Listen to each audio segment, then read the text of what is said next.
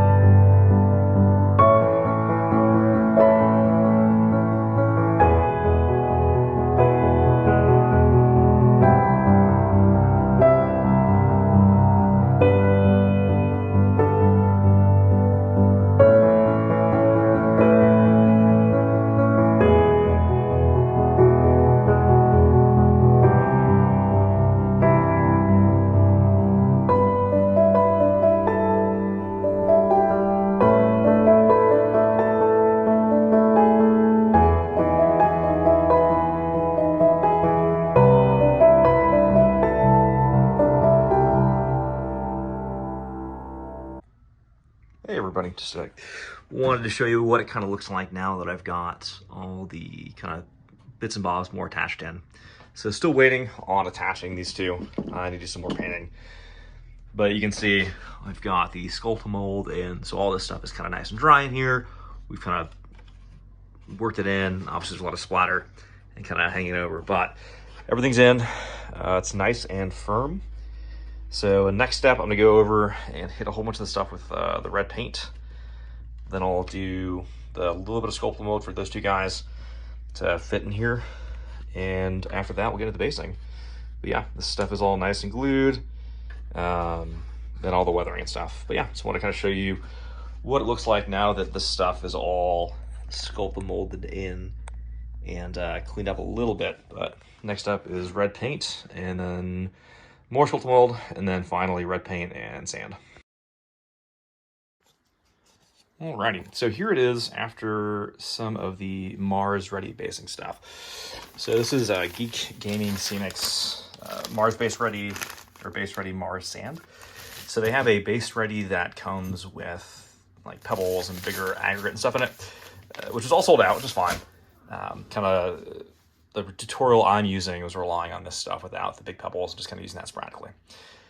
So I do want to point out that the color is not what I thought it was going to be. So we'll flip around. So initially, when I was watching Luca's video on this from like a year ago, it looked a lot more red. Went to the website, bought some. It's a new formulation, and the color looked a little less red in the pictures than it did on video. Like I didn't think much of it, so I started applying it, and it really is a lot less red. Much more kind of this darker, kind of orangey brown. Not sure how well it shows up on here, but it's not nearly as red as I thought it was. So basically the process for this, and what I've been doing in many coats, is just putting down some Geek Gaming Scenics fast drying basing glue, which is kind of like PVA, but dries a bit faster to understand. So we sprinkle on our stuff, let it soak and dry, and we hit it with some isopropyl alcohol in a spray bottle, and then we've got our matte sealer. So this is kind of a homemade stuff. It's PVA plus matte sealer plus water to thin it down. There's some different videos on how to make your own of that stuff, or you can buy ready-made stuff from Geek Gaming Scenics. But as you can see here, it's starting to get on. I can kind of scratch my finger, it's not doing anything else. But what I am going to do is add some more red highlights. I'm not quite sure how yet, but I'm just thinking I'll use some weathering pigments. So once I've got kind of this nice solid base, and I'll show you how I do that in a minute, we'll get some weathering pigments over this thing and kind of sprinkle some of that on. Also to sort of match with some of the iron oxide that we'll get in here. And hopefully that gives us a little more reddy kind of base, or a red-ish base, versus kind of this brown that has some red in it, but not nearly as much as I was expecting. So I'm gonna hit pause, set the camera, and we'll do a little bit of basing. Cool. All right, so here we are. Again, we've got our basing glue. I've got kind of a nice flat section over here. So I'm gonna turn it around so you can kind of see a bit better.